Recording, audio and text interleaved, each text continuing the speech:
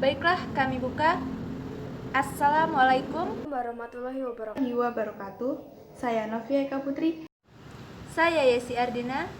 Nama saya Wahyu Ria Monika. Perkenalkan, nama saya Dwi Anzalika Saipul dari kelas 12B. Saya Adinda Ramadhani dari kelas 12B. Saya Nur Laila. Di sini saya akan Dan ini dia presentasi tentang evolusi. Teori. Teori adalah ilmu yang mempelajari tentang suatu hal. Evolusi. Dari masa ke masa, makhluk hidup mengalami perubahan struktur yang disebut dengan evolusi. Secara bahasa, evolusi memiliki arti perubahan. Berasal dari kata evolve yang artinya berkembang secara perlahan-lahan. Jadi, evolusi adalah perubahan struktur pada populasi makhluk hidup secara perlahan dan dalam kurun waktu yang lama.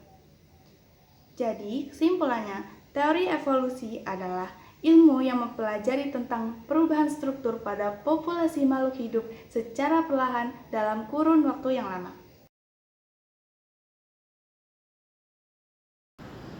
Evolusi progresif adalah evolusi yang mengarah pada kemungkinan terbentuknya spesies baru yang dapat bertahan hidup dan berkelanjutan, contohnya evolusi manusia.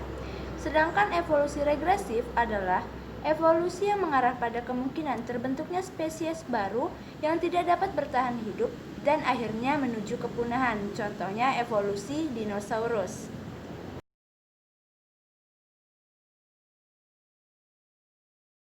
Yang pertama, menurut James Sutton, ialah dapat menetapkan teori gradualisme bahwa dalam bentuk bumi dan lapisan-lapisannya adalah sebuah hasil dari perubahan yang berlangsung secara bertahap, terus-menerus, dan lambat. Yang kedua, menurut Charles Darwin. Menurut Charles Darwin merupakan bahwa evolusi menciptakan keragaman hayati, makhluk hidup telah berevolusi melalui sebuah mekanisme terhadap seleksi alam. Organisme yang kuat akan bertahan. Yang ketiga, menurut August Weismann, menggerogoti teori lamar Weismann, memotong ekor tikus dari generasi ke generasi menurut dalam sebuah teori lamar, yakni akan menyebabkan adanya kemunculan dalam jenis tikus tanpa ekor.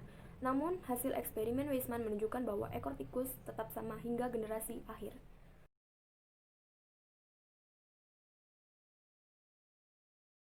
Sebelum muncul teori Darwin, menyatakan bahwa semua makhluk hidup yang ada di bumi merupakan hasil dari moyang yang sama, yang mengalami modifikasi. Teori ini menyatakan bahwa spesies bukanlah sesuatu yang kekal atau tidak mengalami perubahan, melainkan berevolusi melalui proses perubahan bertahap dari berbagai spesies. Sesudah muncul teori Darwin segera mengalami konflik dengan gereja. Teori Darwin yang meyakinkan mengenai perubahan organik dan meningkatkan pengertian mengenai asal-usul dan tujuan agama, menyebabkan sebagian besar masyarakat sadar bahwa alam dan agama mempunyai asumsi dan metode yang berbeda.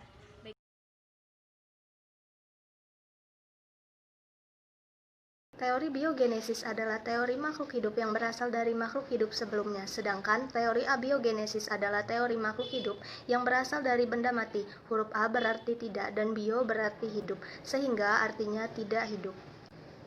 Baiklah, saya akhiri. Wassalamualaikum warahmatullahi wabarakatuh.